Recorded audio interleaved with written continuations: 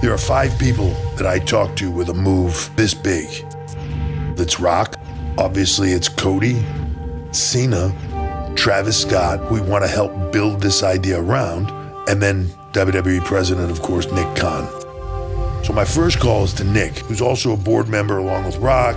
I run the idea by him. Nick basically says, love all of it. So my next reach out to that point is to Rock.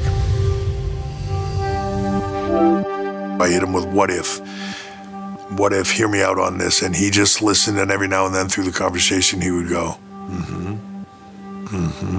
I wasn't sure if he was giving me the just get to the end so I can tell you how much I hate this, or, right?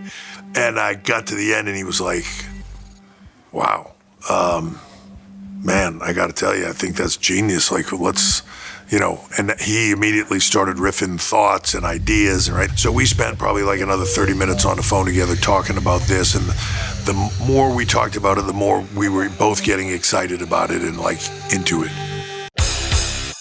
WWE UnReal is up now. All 5 episodes that have been produced are live on Netflix as we speak.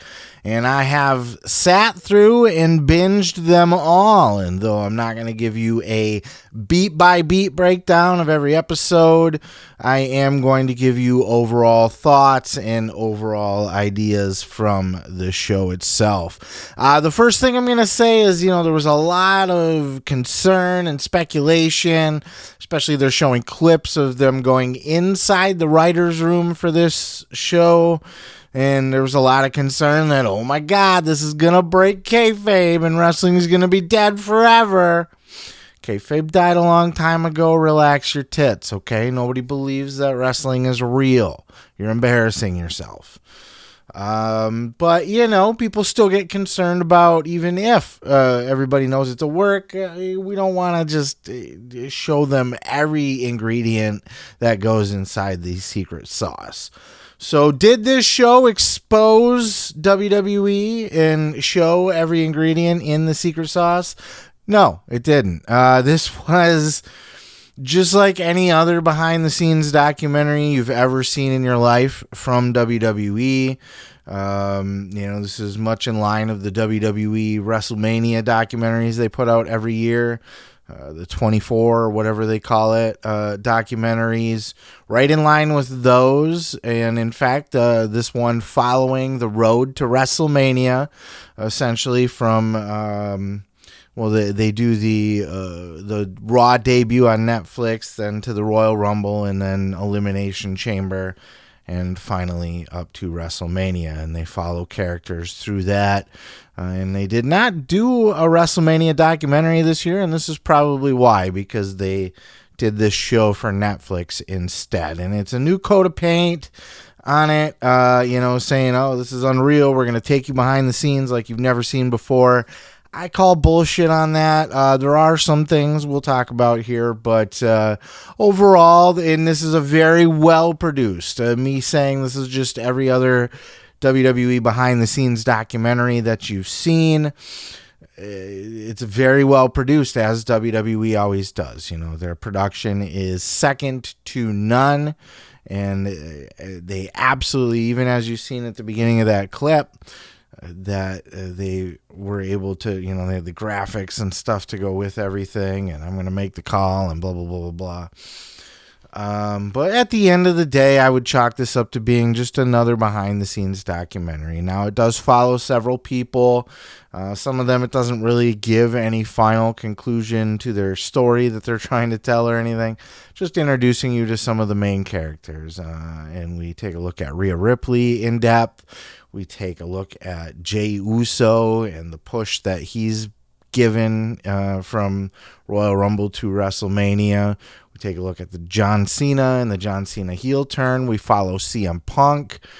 We touch in on Charlotte Flair. We touch in on Bianca Belair. We touch in on Chelsea Green. And I'm probably forgetting a couple. I got a little cheat sheet here. Cody Rhodes, Kevin Owens. Yeah. So it's going to dive into some of the stuff that they were doing on their build to WrestleMania. for example, Rhea Ripley, they follow, her getting the title back at the Raw Netflix debut and her anxiety and all that stuff. And there's a lot of uncomfortable video footage of Triple H hugging her very closely and whispering sweet nothings in her ear. It happened more than once. And there's such a thing of being a father figure and a leader and stuff. And then there's, your ex-girlfriend was China, and we know that you're into the big buff women and all. So it is a little weird. He's putting Rhea over as the top person in the entire wrestling. You're the future of this company. You're the big star. Man or woman, whatever. It's just you. You're the star of this company. A few other people would beg to differ. They did go into, as you see in the John Cena heel turn. And, there's not a lot there for what everybody was kind of worried about what was going to get exposed.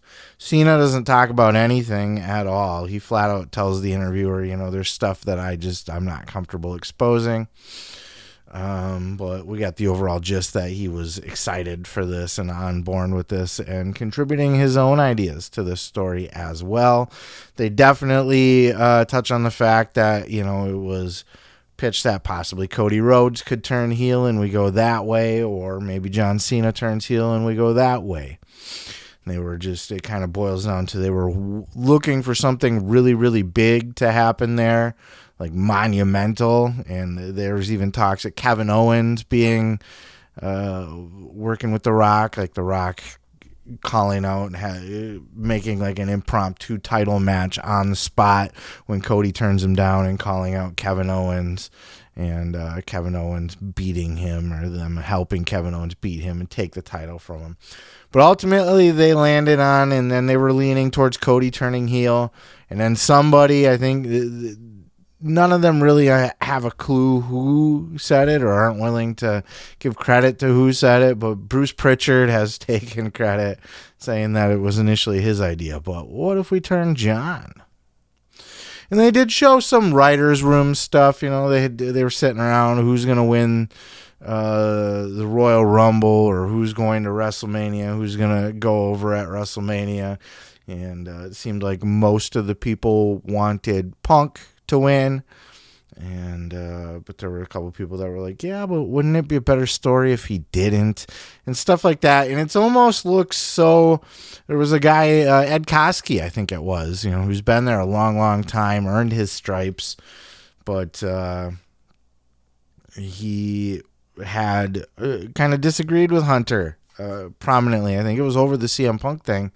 And they kind of played it up like, he was very outspoken against it, and Hunter was open to it and allowed him to say his piece, and they kind of went that direction. So, and then there's also a scene of Hunter like running an idea by Rock, and Rock's just, almost like, I don't know if Rock wanted to get involved in the beatdown of Cody when Cena turned heel or whatever, but Triple H is like, I was thinking, and I don't think you need to get involved at all. I think, that's something that Cena should be the one that does the dirty work, and you were the one. And they also acknowledged, they asked The Rock, hey, in your head canon, without Triple H even, saying one way or another or throwing anything by him, just Rock, in your head canon, was this something that you and Cena pre-planned, or was this just a spur of the moment? Hey, Cody turned down this opportunity, so I'm going to step in and take the opportunity. And Rock's like, oh no, I see this as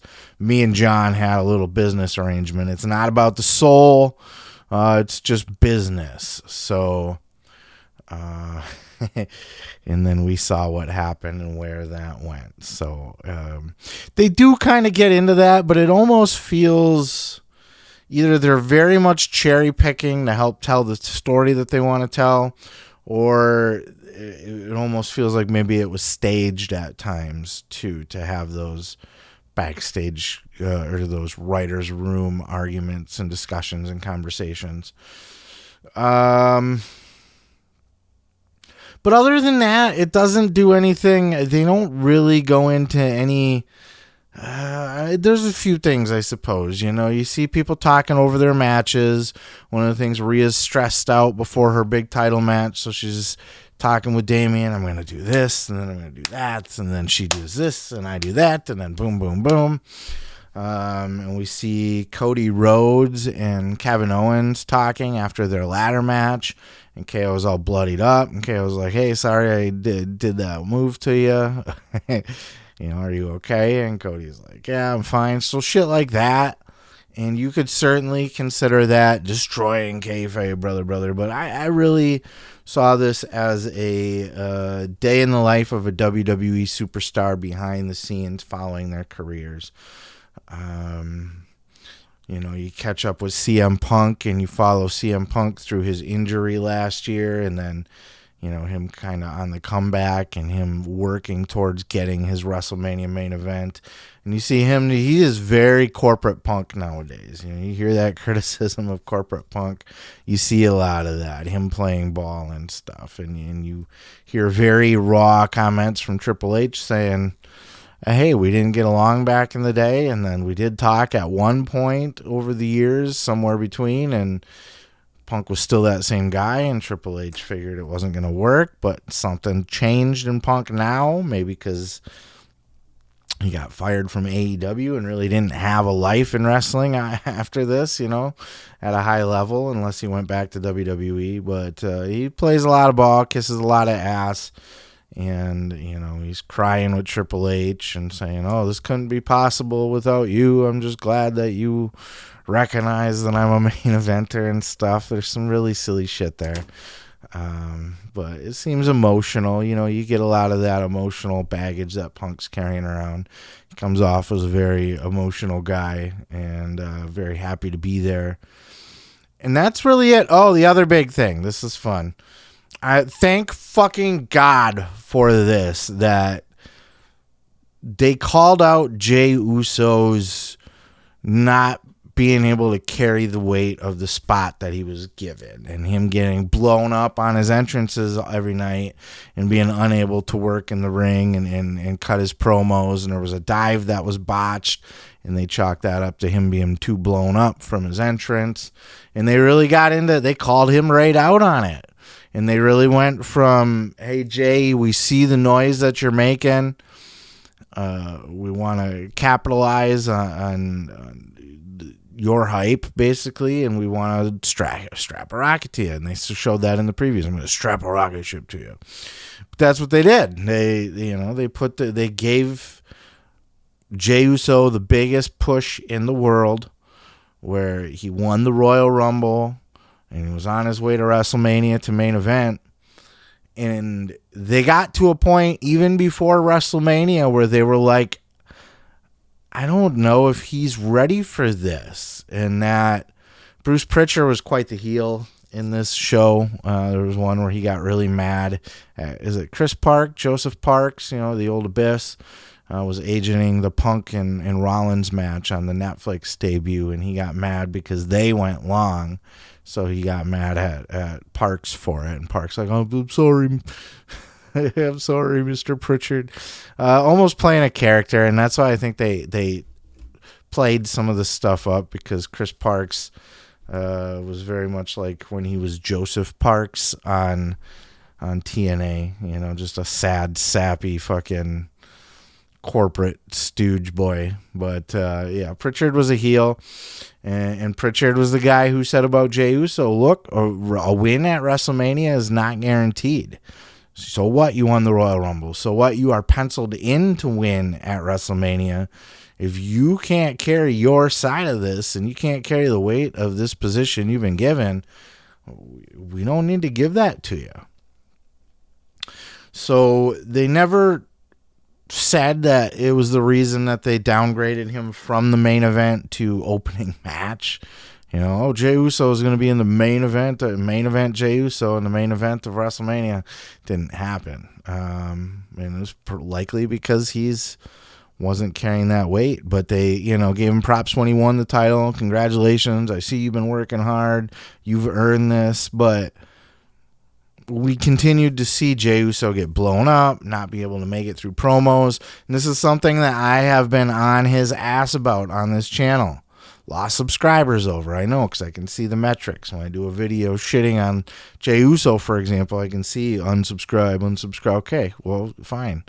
Eat all you like, but, I'm speaking facts here, and it was very nice for the WWE UnReal documentary to back that up. And I was like, actually very surprised that they had the balls to go there and make that a story in the documentary, that Jey Uso is buckling under the pressure.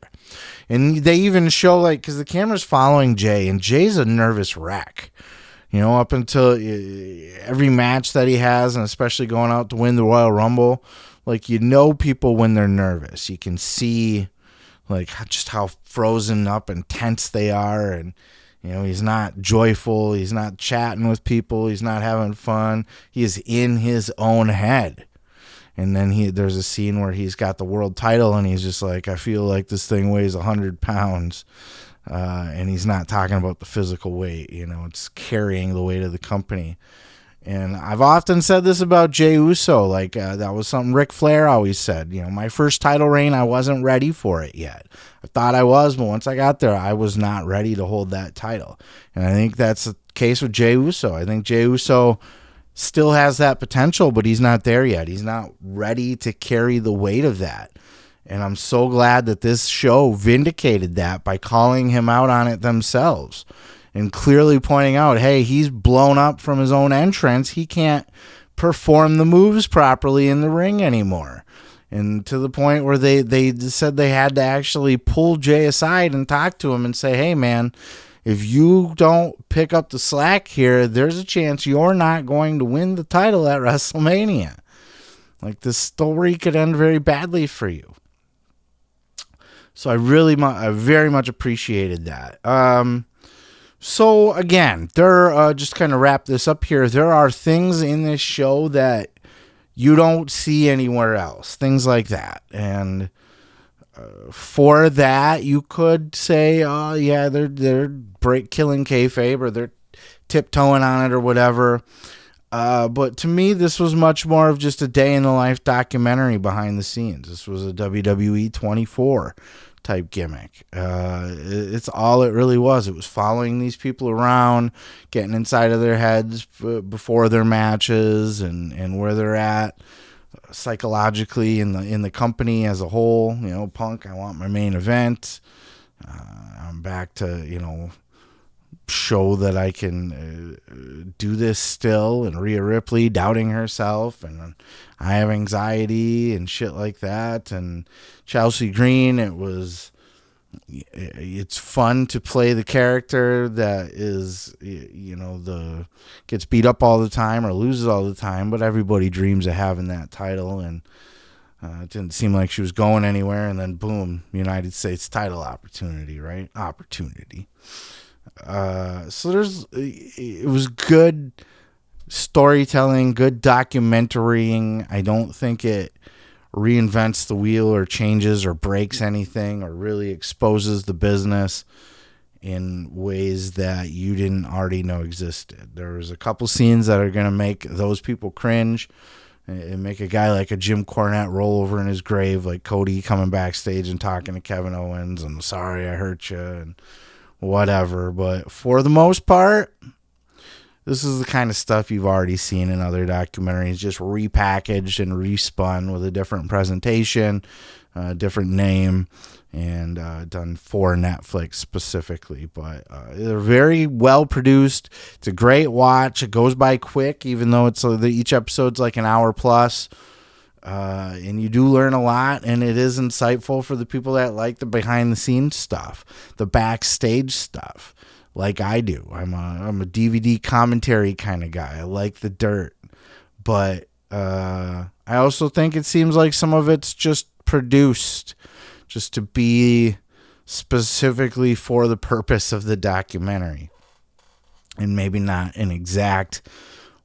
Maybe they weren't exactly in the writer's room as they were discussing it, but maybe they recreated that scene for the documentary. And I don't know that for sure. I'm just speculating, by the way that it was executed and such. But fun watch if you're into that kind of thing. I don't think it kills kayfabe any more than any other behind-the-scenes DVD, documentary, WWE 24, WrestleMania, all that stuff. But what did you guys think? That's what I'm curious about. Do you think kayfabe is dead, brother? They killed it with this show? This show killed it? Or do you feel like it was, as I say, just kind of a repackaged behind-the-scenes documentary type thing? What are your thoughts? Did you enjoy it? Was it overhyped? Was it boring? Was it stuff you already knew? Let me know all of your thoughts down in those comments below while you're there. Hit that subscribe button and the like button. It helps a brother out, helps the channel grow. If you like what you're watching, and if you like the cut of my jib, you like my style, you want a little bit more of this guy right here, I got a book out. It's called The Gathering, A Bold Journey into the Belly of the Juggalo Underworld. All the links are in the description down below for Audible, Amazon, Kindle, whatever you like. Check it out there. It's a funny read. It's got a high star, like 4.6 rating or whatever out of 5, so definitely check that out. Peace, love, and pizza. I am your boy, Seth Grimes, and we will catch you in the next video. Thank you for checking out the video. Don't forget to like. Don't forget to subscribe.